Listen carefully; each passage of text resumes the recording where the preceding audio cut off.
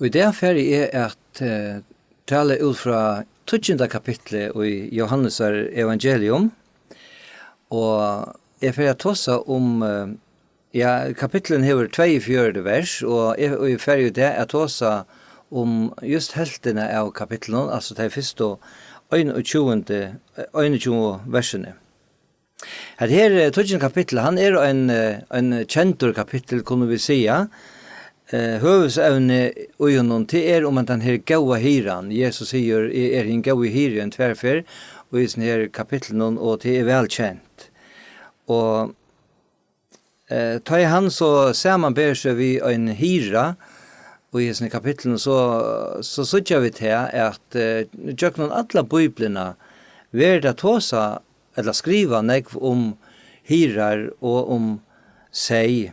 Og som sagt, det är någon, man kan säga att alla biblarna. Hessen här kapitel 20, han och i rönd och vero ett framhåll av kapitlen framåt, alltså kapitel 9. Och det här händer samma det, och Jesus talar till de som och människorna som i 9. kapitlet. Och i 9. kapitlet läser vi om en man som var fötter blindur, en byttare som Jesus gav sjånarna. Och sen läser vi ösning om jötanar som var så nekve med och börja spurningar till hända mannen och ösning inte minst till Jesus och att söka efter honom och tar sjunt till honom inte annan än härtor Jesus och hessen här och eisen som hessen mannen som han har gröt. Och det enda vi att tar råk och den här mannen ut ur templen och inte vill det inte ha vi en gera och att fänga Jesus och att ta löve av honom. Tar lov honom efter löven och stentor efter flera förnar och i sån här evangelien. Hesa farserar som vi läser om og som skulle være antallige og leiere folksens, var ikke annet enn ausanner eller falsker hyrar, som alls ikke hadde neka hjärsta fire fylkjesøynen, men tverstur i måte søkt og ertøy og spjatt og fylkje. Og i hessen kapittel 20, så tja vi så Jesus som syner seg fram og hins sanne og gaue hyren, og således viser at han bønt av motsatta som tar. Og som jeg nevnte, at det kjentas av verset i hessen kapitlen, til vers 11, og hver sender, hin gaue hyre, djevor, løsut, fire seien. Men for jeg så ikke sammenhengen og middelen hese på kapittel 9 og 20, så hadde jeg for å lese 2-7 versene i 9. kapitlet, og så bøyna veien fære inn i 20. kapittel, og lese 2-1 versene, og vi tar oss om før, det her vi kapitteloppbyting, at det nekka som hendte i 18, men alt var skrivet i øynene, og tog byrja kapittel 20, eller som langt har sagt, og bøynløs framhold av tog som stender bøyn fram og undan. Men hvis jeg nå leser 2-7 versene i 9. kapittel, som jeg annars ikke skal si om at nå, men leser det bare, så stender det så løs, altså det vers 40 og 41 i 9. kapittel. Her stender nekrer av farseeren som tja hon og våre, hørte hetta, og tar skjøtte vi han, videre kanskje blinder vi. Jesus være i tøymon, våre til blinder, hadde det ikke synd, men nå sier tid, vi suttja, tøy verur syndtikkara verande. Sannelig, sier tikkun, han som ikke fer omdittnar inn i seihuset, men klyver opp pom ærastene, han tjauer og ransmæver. Men han som fer inn omdittnar seia hyren. Og jeg skal bare lese fram til vi vers 6 i hessen kapittel 20. Vers 3. Fyr i honom letur doravaktaren opp, og seieren høyre rødt hansara. og han råpar seisøyn ved navnet og løyer han ut. Da han så har løyt ut atlan seisøyn, gonger han undan honom og seieren fylgjer honom til han kjenner rødt hansara. Men fremmandon fylgjer han ikkje, nei, han flytjar fra honom til han kjenner ikkje rødt hinna fremmandon. Hetta lyknelse tala Jesus tiltara, men de skilto ikkje hva det var han tala vi tei. Vi så ikke her og i hesne første versen og i 20. kapitlet at Jesus talar om tjauar og ransmenn, og ta talar han til hesar her fariseernar som kom til hans aspirian og at seta imiskar, kritiskar spurningar til hans og han talar i tiltøy, og her i hesar versen kallar han det for tjauar og ransmenn. Som bærs var slutjer som stjålo og dråpo. Jesus den sanne hyren som kom at djeva loiv. Jødaner tar kjent og vel til hese her myndina vi sier og hyren. De tar hadde lise nekv det i Gamla testamentet. Og god sjálfur hei samanbor ser vi ein hyra som ansar etter fylgjesøynon. Øysene vær og framvegis jo seier og hyrar og en ekvelia vanlig sjøen i Israel.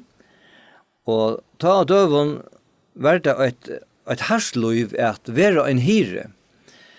Tøy at Israel så løyt, her ikke ølene græs, her ekvelia grytot, nekv klettur, og hyrene må flyta fra steg til steg vi så innom fylgjon.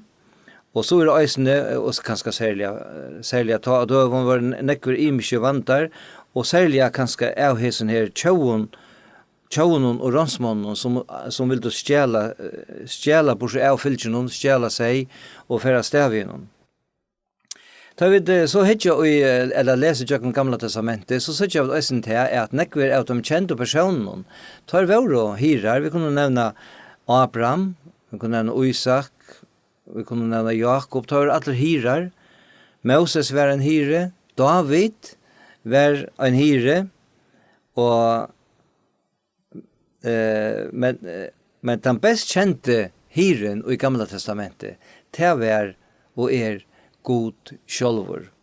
Vi kjenner vel helst ødel det som David skriver om han i Salme 23, her han sier i første verset, Herren hyre moin. Det mer fattast ikke.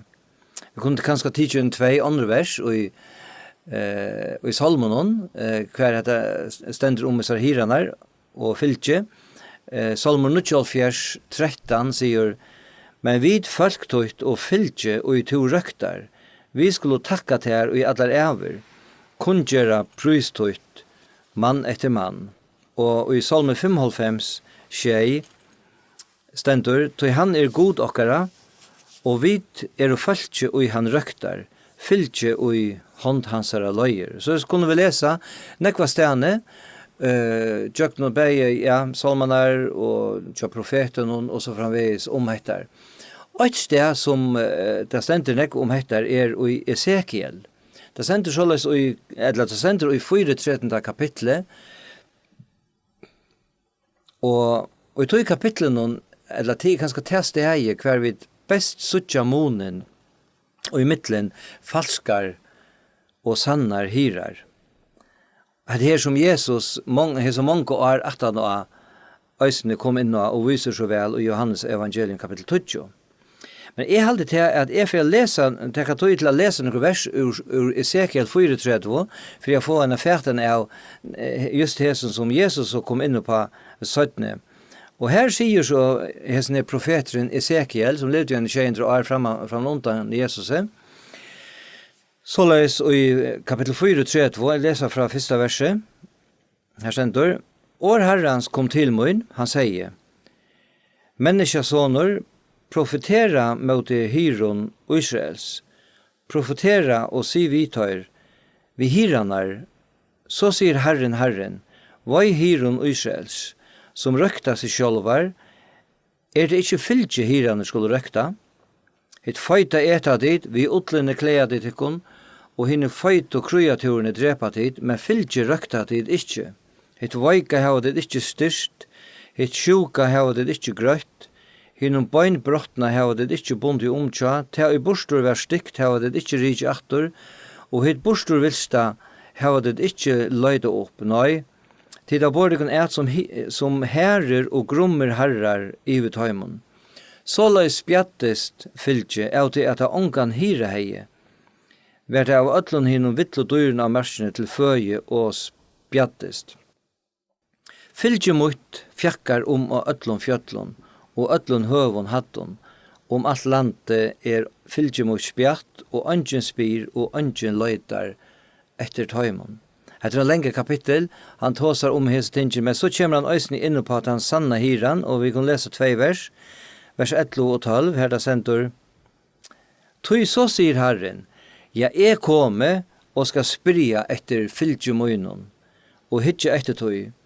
Som hyre hikker etter fylgjesøynon, tann det han mittlen seisøyn, som hever vært spjattor, så skal jeg hitje etter seie møynon, og få han heimaktor av öllun støvunon her han spjattest, der vi skutjon og bøla myskre.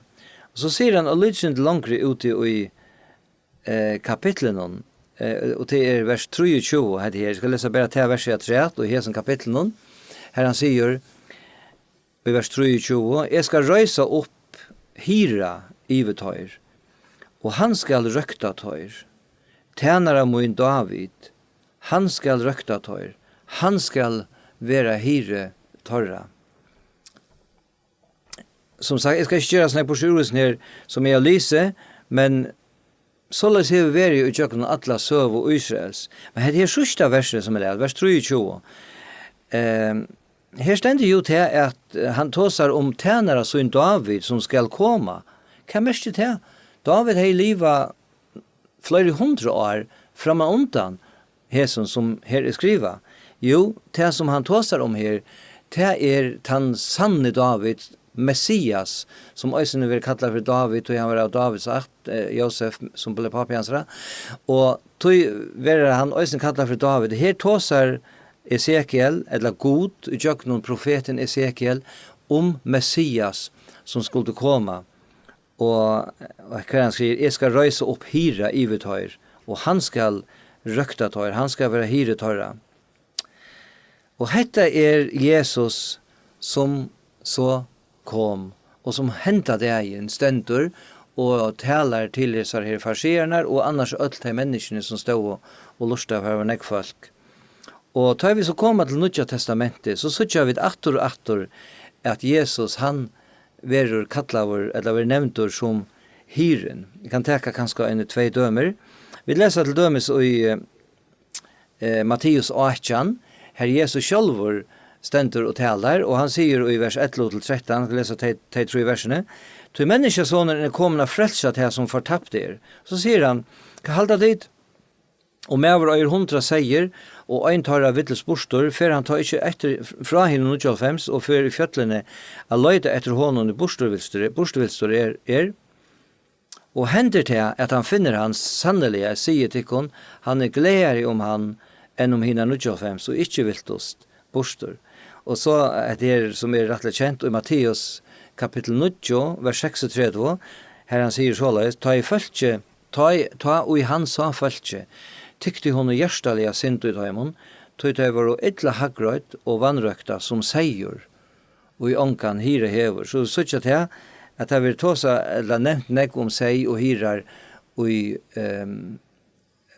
Bibelene, som jo knyttet at Israel, hver det vær som vanligt vi hyron og vi sier. Jeg kan lukka lekka 8 verset 3, 4 Petrus brev, han skriver øyne om et her, brukar det som og myndina, 4 Petrus brev 5, omkylta 2, og vers 25, her han sier, tid var jo som seier og vilstor men her var nå vent til hyra, og omsjånar man salna tikkara. Og så det hessen her 20. kapitlen, hva Jesus så grøtlig viser av hver var falskjer, ausanner, hyrar, og hvert han øynaste som hin sanne hyren. Og atter byrjar Jesus i første verset, vi hessen her bavun årenon, sanneliga, sanneliga, sier tikkum.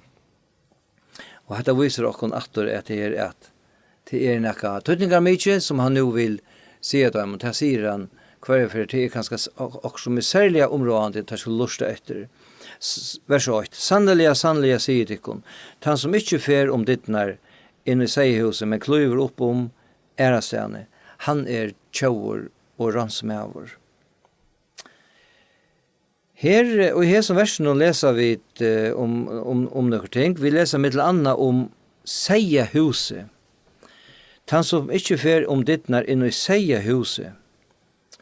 Det var således i Israel at i hverjon boje, eller i hverjon stedbygd, var et seiehus, som det var kallet her, og det var helt og mer som vi kanskje hadde kallet for en rett, eller et stig, eller en byrge, eller en giring, det kunne være flere år brukt om det her, hver det best var øyner dyr til, eller et åp, og her kom så hiraner, om kvalitet var nekker hirar, tar kom og sauna og saman vi så innom fylkjon, og fører atler inn i hesa hetta byrge, eller hesa giring, eller ratt, eller seiehus, hver der så var vi så innom fylkje om nottena. Atler i sama seihuset. Og tar kjent å sei så inn, og seieren kjente tøyr. Og morgenen, tar så for ut at vi sier så inn, og så røpte tøyr av søyn sei, og seieren kjente røttene av søynen hyra, og tar for at nå hånden. Dette var mynten som Jesus brukte hendt av dagen. Men så var det øsne vandaner, mittel anna av tjauon og ransmånen, som kom om nottene, og ville teka borster av seien, og tar for opp giringarna og i myskrunnen og stjål seg, og ofta gjør det også til at de dro på seien inn i giringene, som for til at han kanskje kunne være lettere at få opp Alt slukt hendte jo i Israel, og Jesus taler om dette som var tøyman ekkelig kjent. Men hva taler Jesus om her? Sier huset, hva så det som han tåsar om i hesen føren? Han tåsar jo til jøder, han tåsar til farsererne i hesen føren.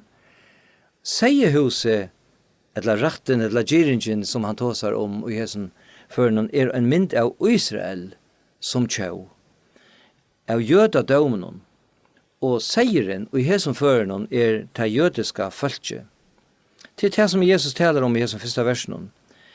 Men let okkon eisen hugsa om det at skriften, hon som det stender, som et tvoi svør, og tøyer heter eisen en bådskap til alle mennesker, til alle tøyer, eisen til okkara, og det en bådskap til ein og kvann prest, eller samkommeløyere, ja til alle tryggvande mennesker, hver vi kunne seta okkon henta spurning, vi sanner, eller ausanner hyrar, for de som god til å sett okkon, sama vi. Her var vi omsorgan, hvordan vi foreldren i fyrsynne bøttene, her var vi ahoa ui om de genka til røtte løyene, vi retter hyrar torra, etla kvosso. Etla øya vi bare som så, eller sier vi bare som så at de skulle selv slippe at avgjøre hva vi til færa, om vi gjør det vi ikke gauer hyrar. Men etter til støvene her, og i vers 8, og her som fører noen, sier huset, var Israel. Tjauar og ransmenn var farserer. Men som sagt, ausanner, falskjer hyrar, hava alt å være, øysene og idé. Så skal jeg lese anna vers 2, her stender såleis, men tann som fyrir innom dittnar skeie hyren. Det en sanne og gode hyren, Messias, som kom av tannhått og får inn i kjøkkenen til rødt og dittnar, kunne vi kalla det fire, og som han også selv gjør det her, som god og i gamla testamentet hei frabo, at øyn skulle være føtter, Messias, skulle være føtter her nere i gjerrer, av en møtt, i Israel, og at han hatt kom han inn i jødadomen Jesus. Dittnar her i vers 2 hentan fraboan, hentan avgjer som godtog om å senda sånn til gjerrar. Vi kunne også si at dette oppfyllingen, dittnar oppfyllingen av tog som stendur i Gamla testamentet om Messias som skulle komme. Så leser vi det vers 3, for honom leter doravaktaren opp, og seieren høyre rødt hansara, og han råpar seg som ved navnet, og løyer han ut. Seieren i hesenføren som vi langt har nevnt, jøtar. Tar jøtar, og i hesenføren tar jøtar som hørte Jesus tala, og tog vi båskap i hansara. Det så ikke vi at det var mange som gjør det, og det tog vi trygg, og gjør det seier hansara, fylgje hansara. Og det så vekker som stender i hesen her, versen at han råpar seg sånn vi navnet. Vi tar et navn, og tar vi til høyre rødt hansara, så vil navn okkara oppskriva i Lufsens bok, og han råpar seg sånn vi navnet, han kjenner okkon. Og så stender òsne hettar, at og han løyer han ut. Det merker at han løyer seg som tror han, eller mennesker som trykker han, ut ur jødadomen og i hesenføren, og inn i kristendomen, fra lov til nøye, inn i frelse. Det gjør det hansara seier, hansara bøten, vi trykker han. Som jeg nevnte, han taler til jødanar, men heter ikke minne og en bådskaper til okkara, kvann øynstekan, øysene til tøyen, som høyrer og særst og i det. Vers 4, ta han så hever løtt ut at han sier sånn. Gonger han undan honom, og seieren fylgjer honom, til han kjenner rødhansara. Ta han så hever løtt ut at han sier sånn. Til å si alt de som har tidlig vidt trygg av Jesus, så gonger han undan taimon. Menten her ja, ikke han som vi opplever ta være ferdig fjall, som ta være gjørst om heste. Nei, han gonger undan honom, og seieren fylgjer honom. Og til tog at han kjenner rødtyrans, så merker at han finner høyla i andan, og at han hatt våren en pastor av tog retta fylgjer honom. Han en frelstor personer, mennesker som og kommer til trygg av Jesus. Vers 5, men fremmand og fylgjer han ikke. Nei, han flytjar fra honom, tog han kjenner ikke rødt henne fremmand. Han som verilig kommet til Jesus og våren frelstor, hever ongan ho affære aktor til det gamla løyve. Nei, som det stender her, han flytjar fra tog. Og om vi hoksa aktor av kapittel 9, så var han medveren, han blinde medveren, som fikk sjåsøyna et godt døme om det. Han tørde å standa oppe mot som falsk og hyron, som ville heva han innatur i jødadomen, men han stod fast på det at han tror av God og tror av Jesus, og tog mot honom, og tog ble han kordet ut ur synagogene, og tog øysene ut ur jødadomen. Men han var kommet inn og nekk bedre, hese medveren. Så stender i vers 6 her, at dette lykknes i tala Jesus tiltøyra, men det skilte ikke hva det var han tala i vidt om.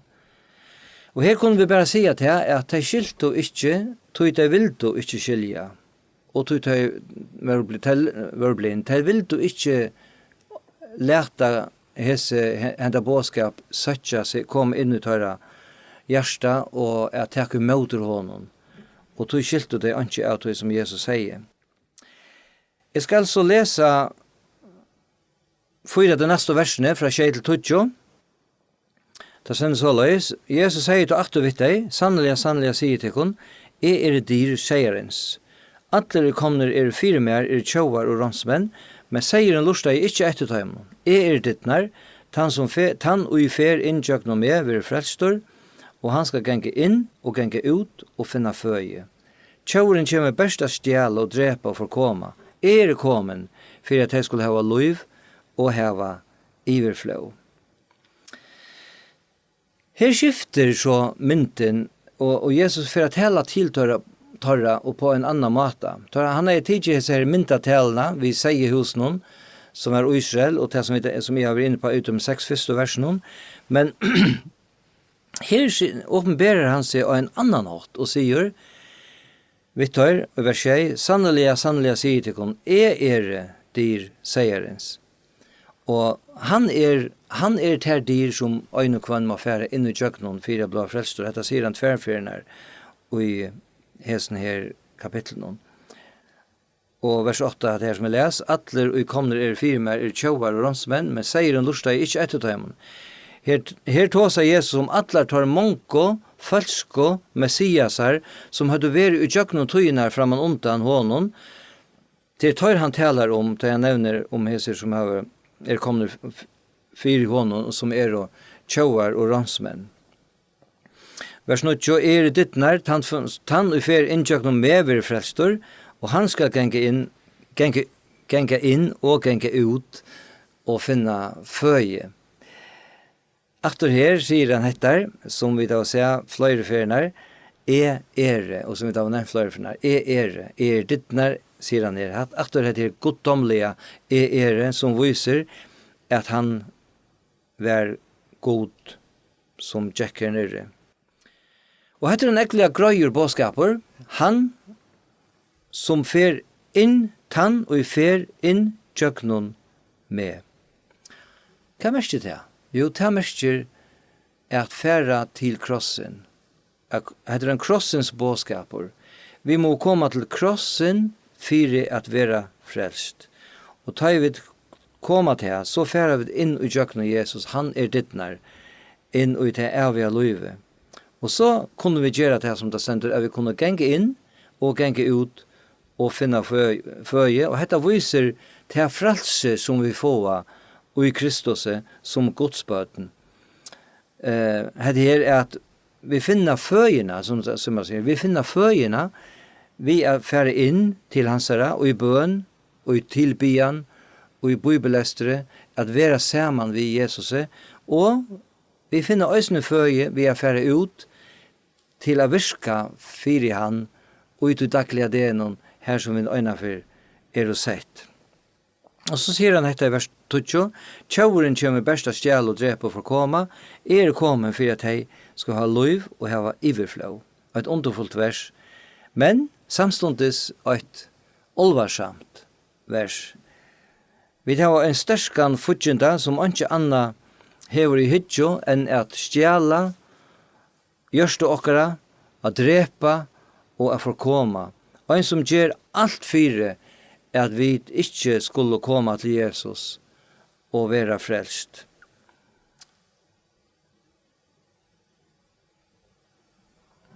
Og det alvarsamme at han samarbeid tar ausånne og falske hiranar og i hesen her føren og farsernar vi hentan tjauen. Men så kommer det underfotla. Hese tro i årene som vi kunne gledes iver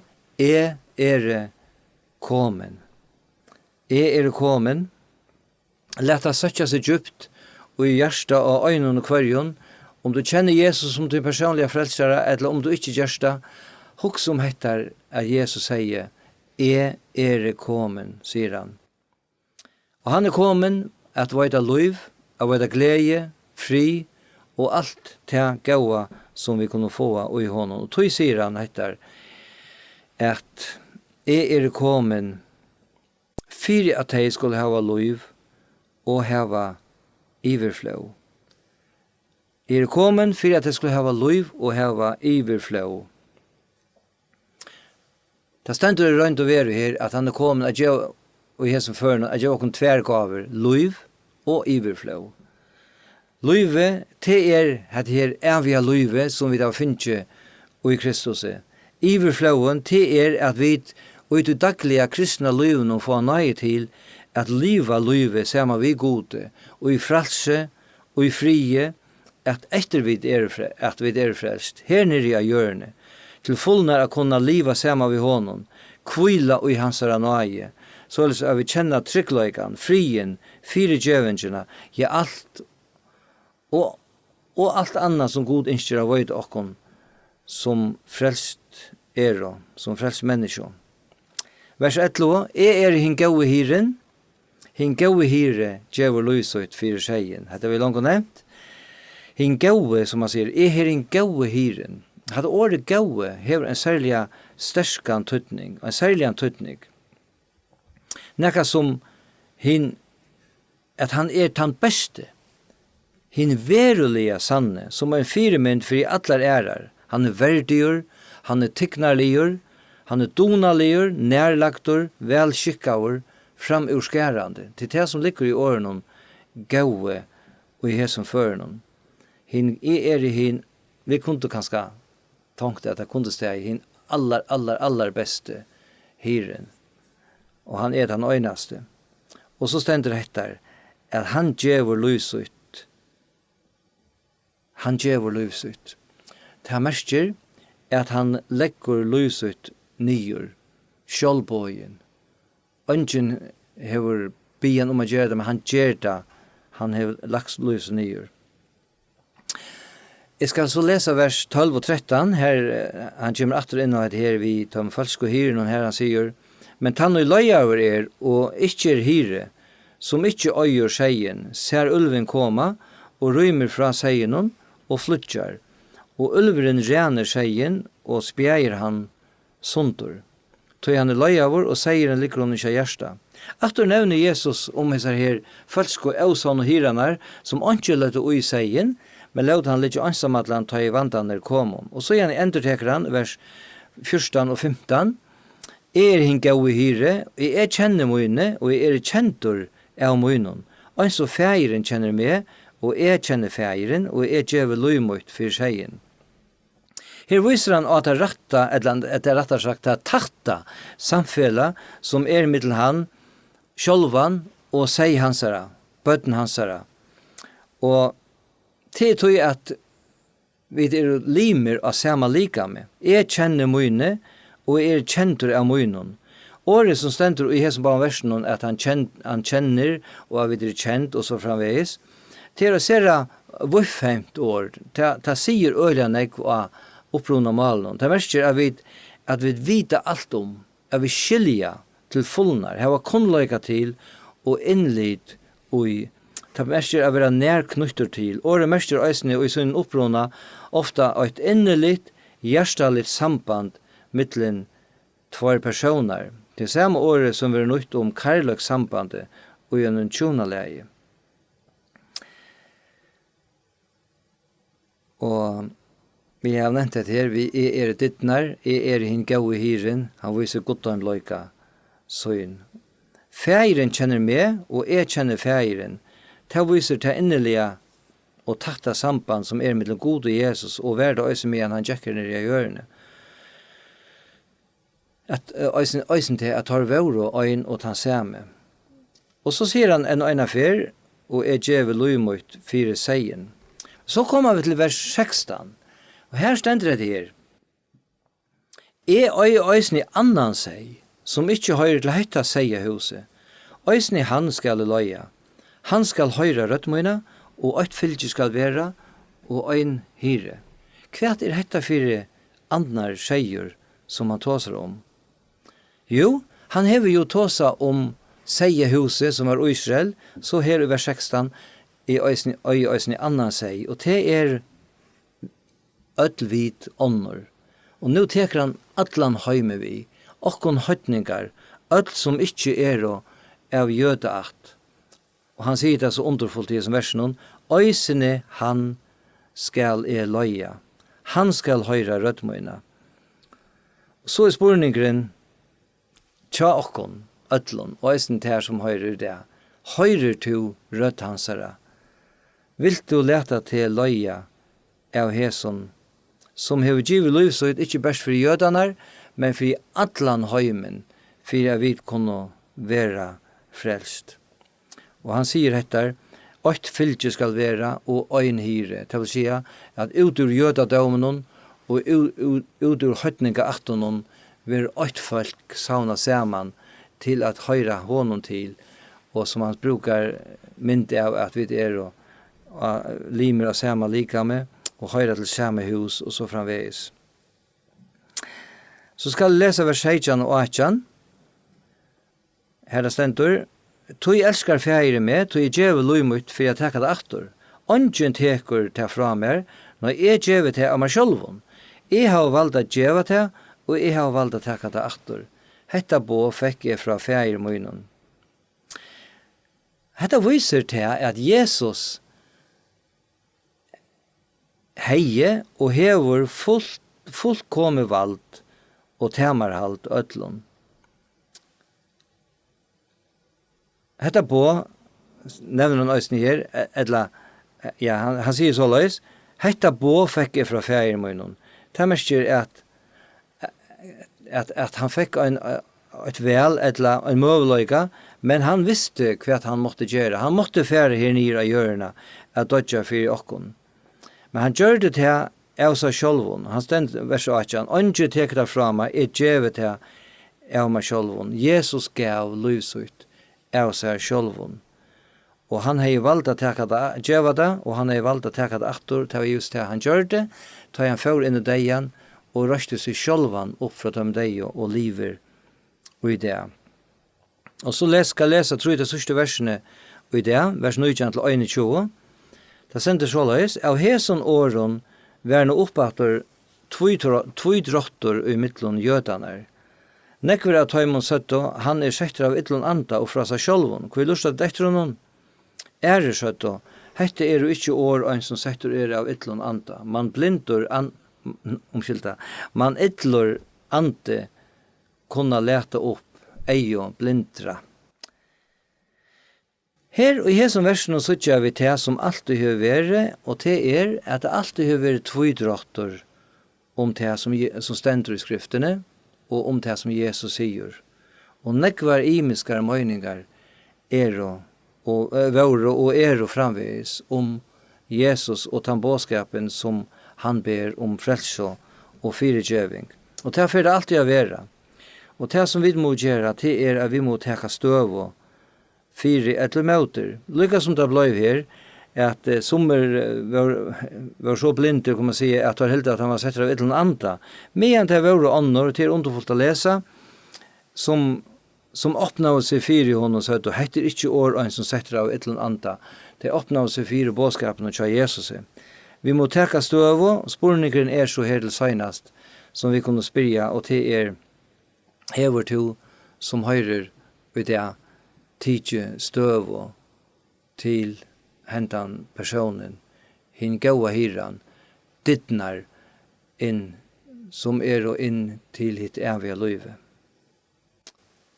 Vi skulle be sammen.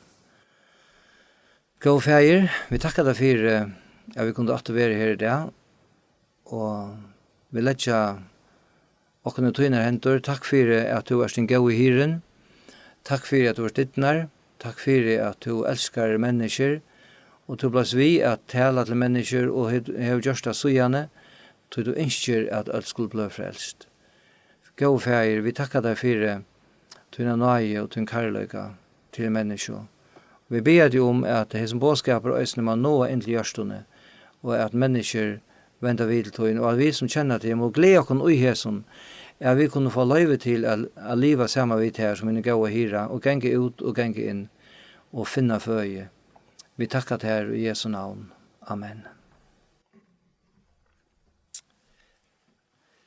Amen. Og så skal jeg røyne atter i det at synge en sang, og derfor jeg synge en sang som kan man si en appell til mennesker om å komme til Jesus. Sen så løs, kom til Jesus, til bundna, til fatakka sval, sorgtung og lyande vi, legg vi frelsarans fæd, tøynar birar og alt, Jesus vil djeva ter fri. Skal røyna synja hentan sanjen.